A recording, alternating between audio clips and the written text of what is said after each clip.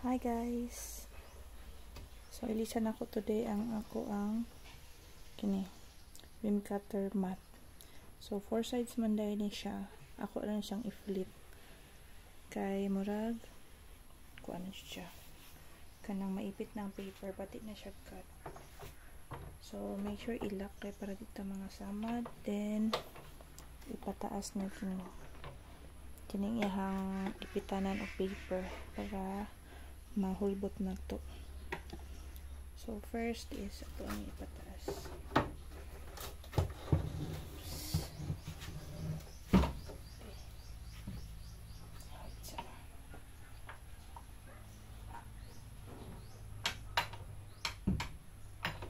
So sa ibaba kay para ako ang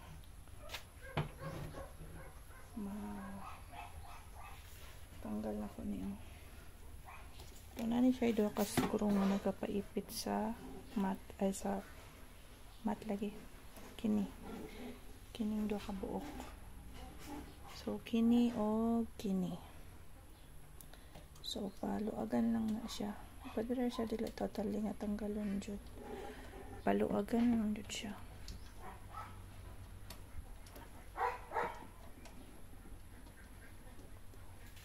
Then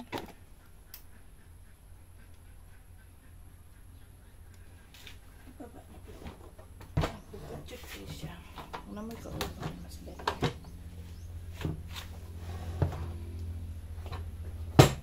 Then ipataas na to, make sure nakalak pa dito mga nakuan.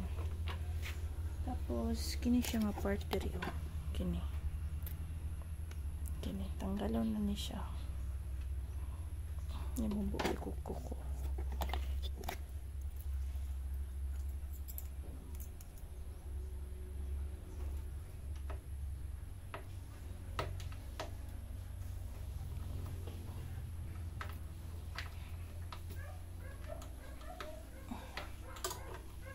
Lahi siya kay karon pa nako na siya nabuhat. Okay.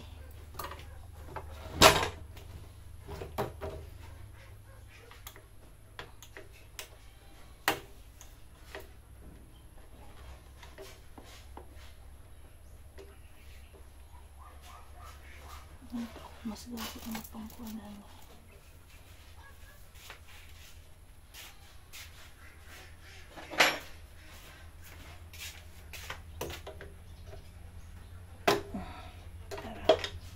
Mura ni siya, kanya siya nga side.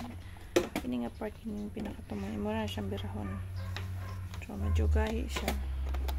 So kinahanglan kag pang ibot na gunting na akong ibot. Then pwede na mo makuha ang pag hinay lang dyan, hindi ka masama. Kasi madiretso ka sa kini, sa blade. Tama ni siya. Overuse na dyan ako. Pwede na dyan niyang nila yung mahadlok ko na mag-try. So karon kabalo dyan ko sa unang mailisan dyan niya siya. Pero mahadlok ko. Dali naman di ay. Karon ako lang ni siyang i-flip. Kini na po. Dugay mo siya mahurot. Ang price ano mo? Wala naman nata for nabot 500 sa Shopee. And videohan na lang po na to. Hinay lang dyan mo nga di mo masangit sa blade.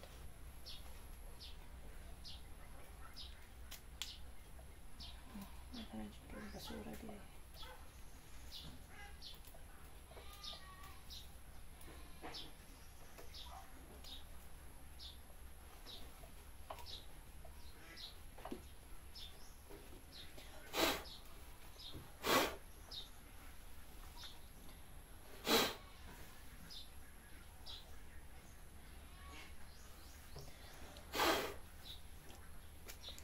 So kini man good pag dako na kayo ni siya kanang grabe na jud kayo siya na overuse na ang paper pwede na jud bati ag-agi maipit siya diha na murag na i-fold inikat nimo.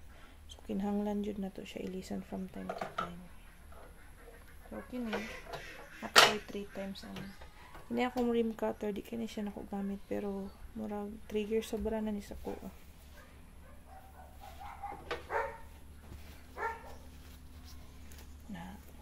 ano siya. Then, ibalik na to.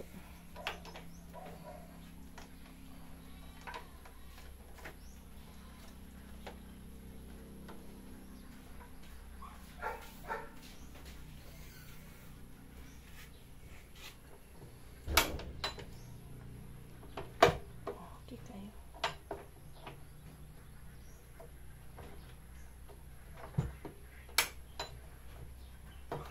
Then, pagta na po. Okay. Pagta jud ni.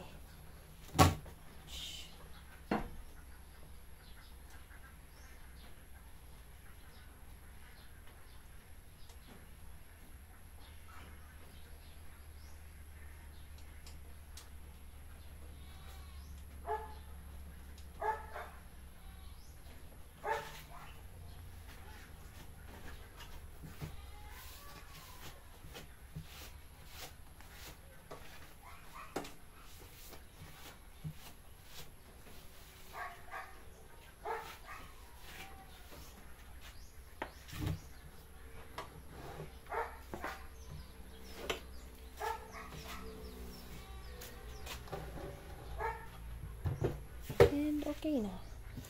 So, sunod na po na akong video is unsaon pag change sa blade. Nagpalit pa ko blade, wala pa naabot. Siguro next week pa. So, watch out lang. Bye guys!